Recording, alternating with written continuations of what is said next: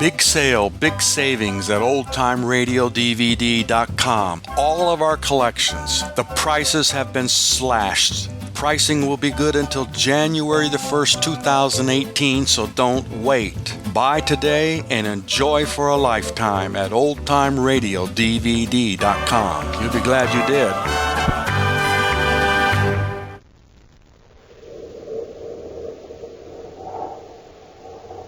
Nestle's Quick for the greatest tasting chocolate milk. And those famous Nestle's chocolate bars present Space Patrol. High adventure in the wild, vast reaches of space. Missions of daring in the name of interplanetary justice. Travel into the future with Buzz Corey, Commander-in-Chief of the Space Patrol. In today's transcribed Space Patrol adventure, Buzz and Happy have entered a manufacturing plant on Jupiter to capture a fugitive. Right now, in a large, empty storeroom, they find their search blocked by a locked door. He must be in the next room, sir. I heard a noise. Let's go to work on this door. It looks pretty rugged. Hey, what happened to the lights? Darkness will help us as much as that. Listen. Hap, I came from another part of the room. There are two of them here. They've got ray guns. I heard those sounds. We've got to get them before they get us.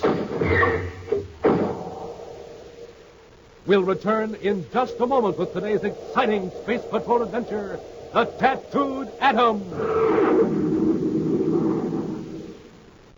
Hi, fellows and girls. This is Captain Tufel. I've got terrific news for you today. The makers of Nestle's Quick want you to have a Man from Mars totem head, exactly like the kind Commander Corey found. It's a super spooky totem head, more than 12 inches high. It fits over your head and disguises you so well, even your own mom won't know you. It's brilliantly colored with a beak nose, fang teeth, a face in front, and an extra face in back, and it has magic forehead vision. Now, this is a special secret device that works only for you. Yes, you can see out, but nobody can see in. Honest, nobody can see in. Nobody can tell who's inside the Man from Mars totem head. So you can have loads of fun fooling everybody. And, gang, it's easy to get your totem head, because I'm sure that you must have a can of Nestle's Quick in your galley. You know, there's no chocolate milk in the universe that's as good as Quick with its Nestle chocolate bar flavor. Well, now here's what you do. Send the lid from that can of Nestle's Quick, or a tracing of the front of a label, together with your name and address, and 25 cents to Space Patrol, Box 686, St. Louis, Missouri. That's Space Patrol, Box 686, St. Louis, Missouri. And don't forget your 25 cents. And if you missed the address, get a pencil, because we'll repeat it later.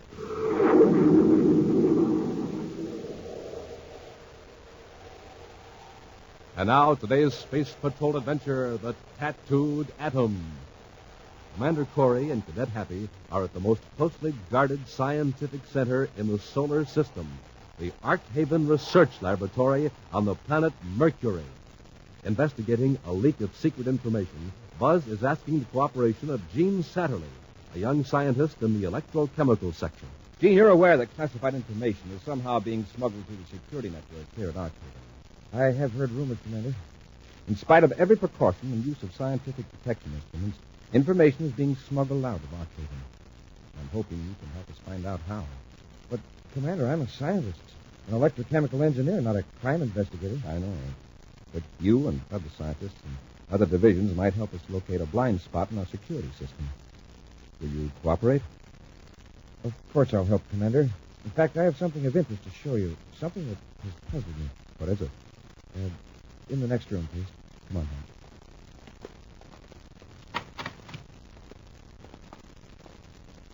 You'll find some papers on the desk at the rear of the room and a chart of the distribution plan for this section. Oh, one minute. You go in. I want to get some notes out of my files. All right, Gene. Hap, let's look at that distribution chart. It can give us an idea of... Commander, he locked us in. Evidently, we've located that security leak. Well, he acted kind of nervous. Should we try breaking down the door? No, there's a phone there in the desk.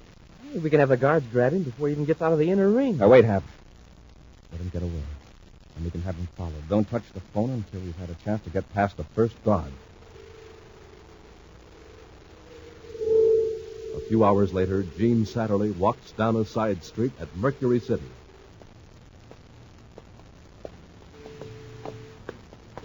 Mr. Satterley. I'm afraid you've made a mistake. No, Satterley, you did. When you left Ark Haven. Just keep walking. The surface right just around the corner. You've got an appointment.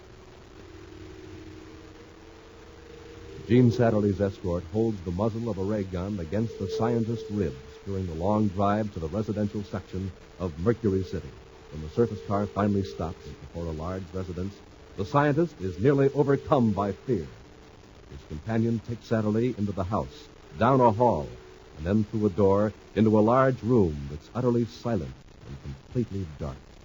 Suddenly, a shaft of light, nearly blinding in brilliance, strikes Satterley almost with the force of a blow. The man with the gun steps back into the dark silence, leaving Satterley squirming in the pool of light. Why have I been brought here? Is anyone in this room? Speak to me. There is nothing to fear, Satterley. Who are you? I am Polydor. Polydor. You have been paid well for getting secret information to my agent.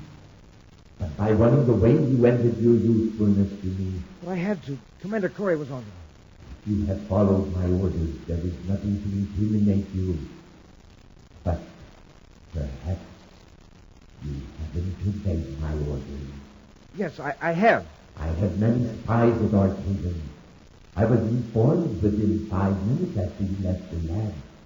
As you know, Mogren had noticed because he located you. Now, tell me the truth. I am telling the truth. Then where is message 58K? I sent it out of the plant in the usual way in marked atoms of mercury. It was never received. Well, it must have gone astray. Maybe the space patrol. Don't be stupid. The space patrol could give the mercury every test in the book and still not discover our secret. Isn't that true? Yes, but... Then find that mercury. Your life depends on it. Understand? Just who are you? For all you know, I am just a boy. I will be standing behind you in the dark, or I may be on Pluto. No one in the universe has seen me as Polydor, yet hundreds obey me. Mogren, the man who brought you here, has never seen me. Then there's a spacephone here and amplifiers. Do you think so? Listen. You are in this room. I hear footsteps. Or is that Mogren? I'm way back here.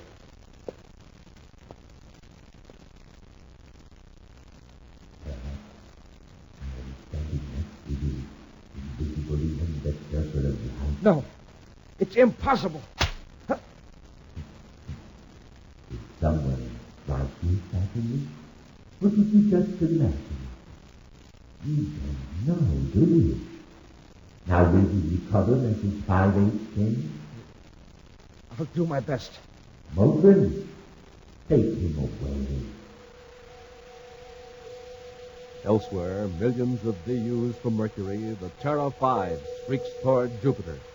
As the giant planet looms larger in the nose port, Cadet Happy looks up from a sheet of spaceophone reports from the Space Patrol Security Lab on Terra. I don't get it, Commander. Gene Satterley has a perfect record, not only at Ark Haven, but as far back as you want to go. And there was nothing at the lab to connect him with anything crooked. Why did he run away? Well, he's guilty of something. That's very evident.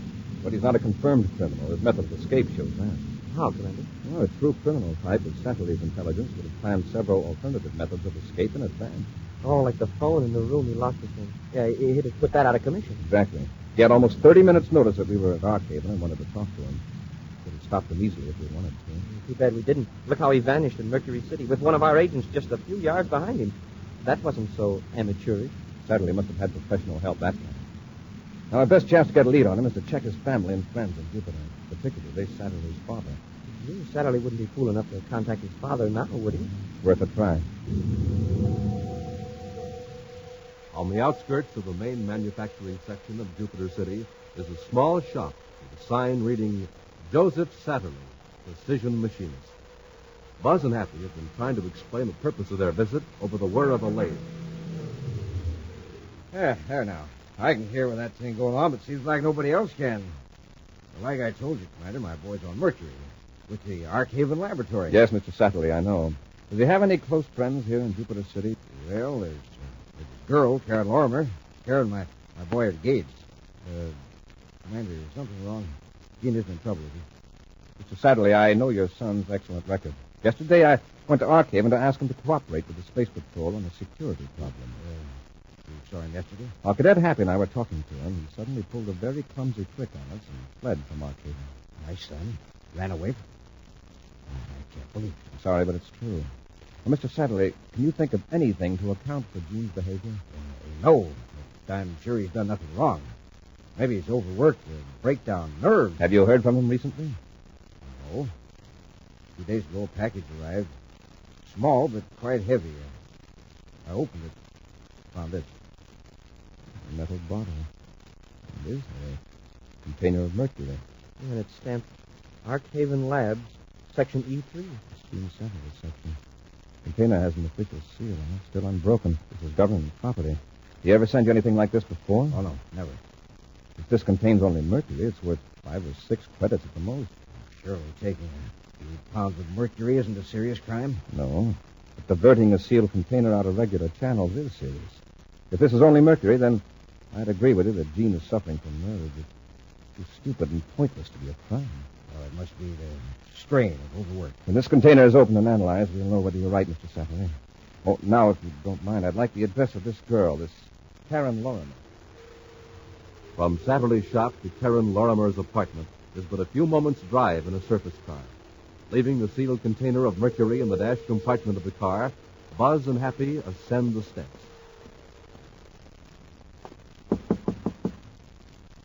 You know, Commander, Gene's father may be right. A nervous breakdown would explain Gene's peculiar behavior. Perhaps. But in any case, we've got to find Gene before he gets into more trouble. Something I can do for you? I'm Commander Corey of the Space Patrol. I was told a Miss Karen Lorimer lives here. That's right. She and her mother are out right now, though. When do you expect her back? In about 10 minutes. Would you like to come in and wait? Yes, thanks. Come on, Happy. I suppose I'd better introduce myself. Karen's mother is my aunt. She practically raised me. Oh, that's all. Yes. The reason things are in kind of a mess here, the women are cleaning house. I offered to help move the furniture around. You know, to help their nephews and... Nice of you. I don't believe I got your name. Oh, Ed. Ed Lorimer. Commander, excuse me, but I think I'll step outside and get some air. I feel sort of... Happy, what's the matter?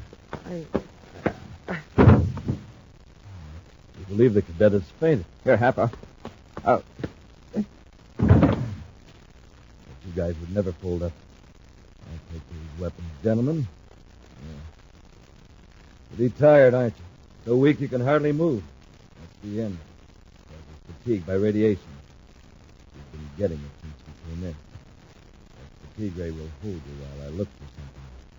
And if I don't find it, well, I've got a gimmick that'll make you talk. We'll return to Space Patrol in just a moment. Have you seen a man from Mars? A man from Mars has a weird totem head, a beaked nose, fanged teeth, a face in front, another face in back, and magic forehead vision, so he can see out, but nobody can see in. And gang, you can all be men from Mars. Yes, sir, Nestle's Quick wants all of you to have the sensational, super scary Man from Mars totem head. It's a complete disguise that completely covers your head, makes you look like a spook from another planet. And wait till you see how magic forehead vision works. It's a special device that lets you see out, but nobody can see in. Why, nobody can even tell it's you inside your Man from Mars totem head. Boy, what fun you'll have fooling and scaring all your pals. And it's easy to get your totem head. All you have to do is get out your big brown and yellow can of Nestle's Quick. the product that makes the best chocolate milk in the universe. No Martian ever had such a delicious drink, or such a simple one, because with Quick, there's no beating, no shaking. You just drop 2 spoonfuls of Quick into your glass of milk and swish it with your spoon. Why, Quick makes itself. Now, here's what to do. Send the lid from the can of Nestle's Quick, or a tracing of the front of a label, together with your name and address, and 25 cents to Space Patrol, Box 686, St. Louis, Missouri. That's Space Patrol, Box 686, St. Louis, Missouri. And hurry so you can be The Man from Mars.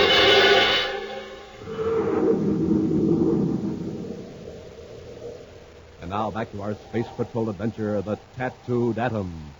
Thinking the missing scientist, Gene Satterley, might try to contact his family or friends in Jupiter City, Buzz and Happy went to the home of Satterley's fiancée, Karen Lorimer. They were admitted by a man who claimed to be related to Karen. Suddenly, Buzz and Happy were overcome by extreme weakness by means of a concealed fatigue ray machine.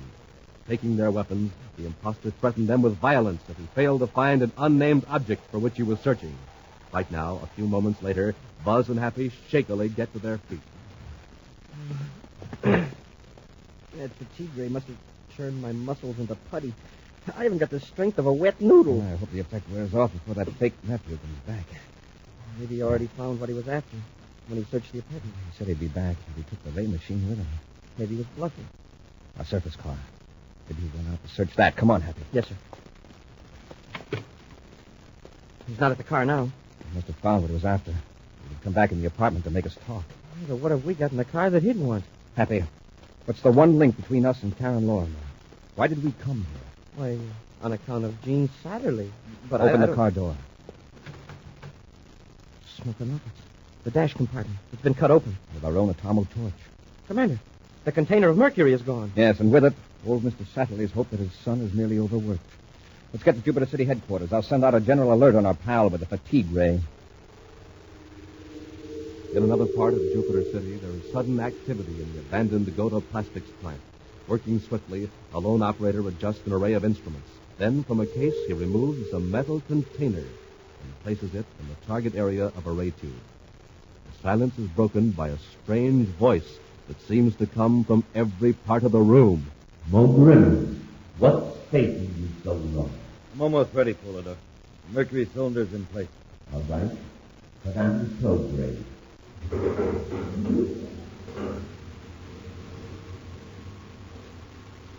Check the image monitor.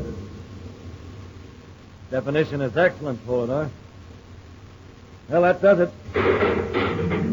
Now, do I send the microfilm through the usual channels for decoding? No. Use System D this time. We're in danger of interception, thanks to the stupid behavior of Mr. Saturday. Yeah. Here's a guy who's smart enough to invent a method of marking individual atoms. He devises an electronic code system that nobody but us can detect. And he sidetracks a can full of secret information at Jupiter. I don't get it. That doesn't matter now. We've got the information. Now, since we have no more use for Mercury, we can return it to space again. Return it? What for? It will help confuse Corey and keep him off our trail. Okay, I'll take care of that. And I'd better get off Jupiter. Corey probably has every agent in the city looking for me by now. First, we must dispose of Gene Satterley. He's no longer of use to us and could prove dangerous. He arrived in Jupiter City this morning. 2 of my men will pick him up and bring him here. You will get all the information from him that you can, and then get rid of him. In the Jupiter City headquarters of the Space Patrol, Commander Corey and Cadet Happy examine a laboratory report. From time to time, they look up at an object on a desk. A metal container full of mercury. I don't get it, sir. This guy goes to all the trouble to steal this can of mercury out of our surface car, and then we get it back with the seal still unbroken. And we turn it over to the lab. They break the seal and subject the mercury and the container to every known test. The verdict? Just ordinary mercury. And nothing wrong with the container, inside or out. What about Karen Lorimer and her mother? They never saw that fake nephew, huh? No, they got a phone call that Gene Satterley wanted them to meet him at the spaceport. Oh. And that's how this fellow got them out of the apartment, to give him time to search it, right? Yes. One of our agents checked their story.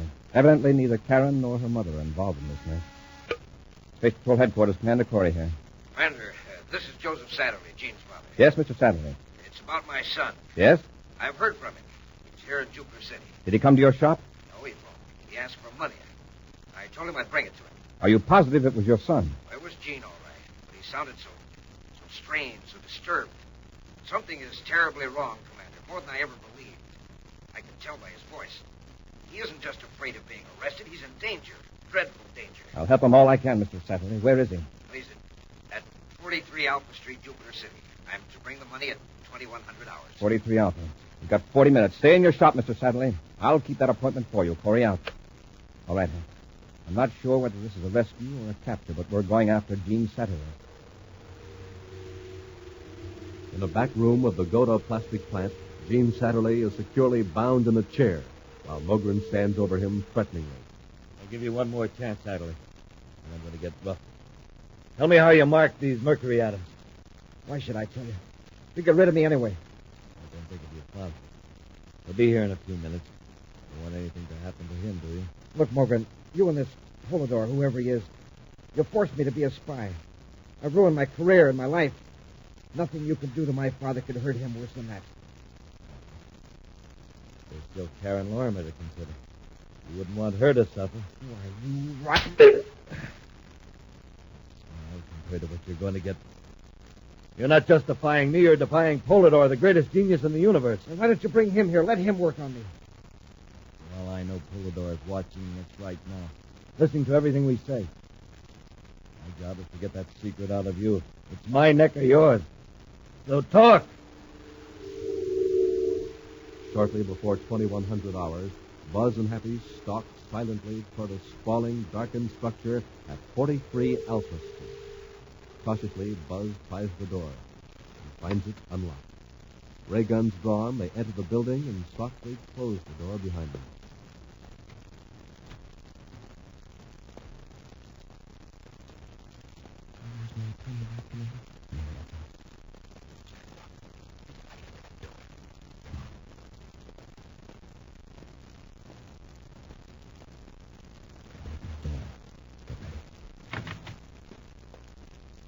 The room's empty. There's another door on the other side.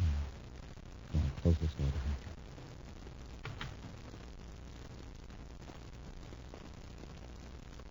This must have been a storeroom. It's big enough. Mm-hmm. Satterley may be behind that other door, watching us through a peephole. Let's close to the wall. I'll try the door. Yes, sir. It's locked. Somebody's in there. Let's get away from the store. It's pretty rugged, but... What happened to the lights? Darkness will help us as much as Satterley. Listen. Somebody's in this room. Get in. There are two of them here. They've got ray guns. Fire toward those sounds. Get them.